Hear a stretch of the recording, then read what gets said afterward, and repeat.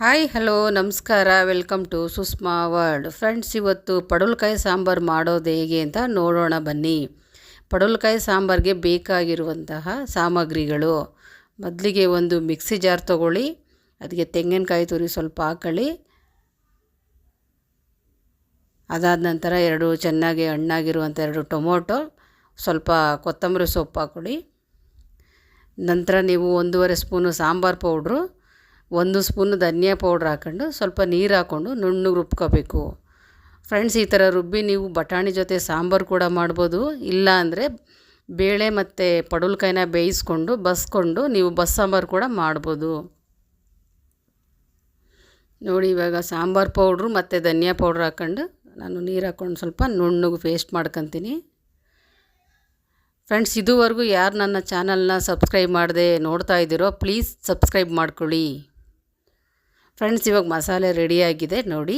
ಇವಾಗ ಮೊದಲಿಗೆ ಸ್ಟವ್ ಹಚ್ಕೊಳ್ಳಿ.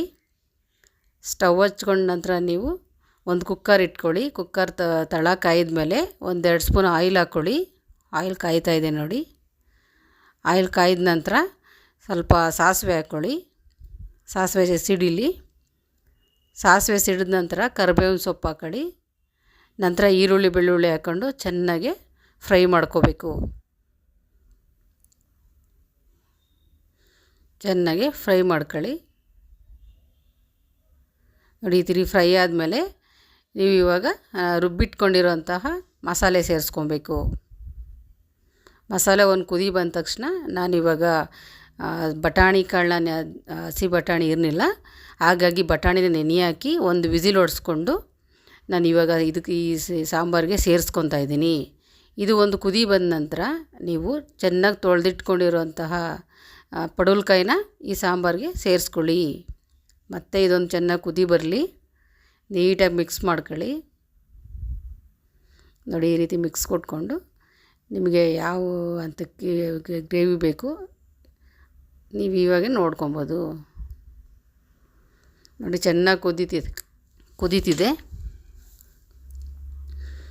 ಇವಾಗ ನಿಮಗೆ ಸಾಲ್ಟ್ ಎಷ್ಟು ಬೇಕೋ ಸಾಲ್ಟ್ ಸೇರಿಸ್ಕೊಂಡು ನೀವು ಲಿಡ್ ಕ್ಲೋಸ್ ಮಾಡಿ ಒಂದು ವಿಸಿಲ್ ಹೊಡೆಸ್ಕೊಳ್ಳಿ.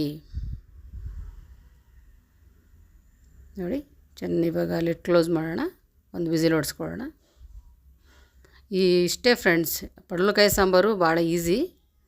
ನೋಡಿ, ಇವಾಗ ವಿಸಿಲ್ ಹೊಡೆದಿದೆ, ರೆಡಿ ಆಯಿತು ಟೇಸ್ಟಿ ಪಡವಲಕಾಯಿ ಸಾಂಬಾರು. ಫ್ರೆಂಡ್ಸ್, ನೀವು ಈ ರೀತಿ ಒಂದು ಸಲ ಟ್ರೈ ಮಾಡಿ ನೋಡಿ ಹೇಗಿತ್ತು ಅಂತ ನನಗೆ ಹೇಳಿ. ಇದನ್ನು ಮುದ್ದೆ ಜೊತೆಗೆ ರೈಸ್ ಜೊತೆಗೆ ಸರ್ವ್ ಮಾಡಿಕೊಂಡ್ರೆ ಚೆನ್ನಾಗಿರುತ್ತೆ. ನೋಡಿ, ರೆಡಿಯಾಗಿದೆ ಪಡವಲಕಾಯಿ ಸಾಂಬಾರು.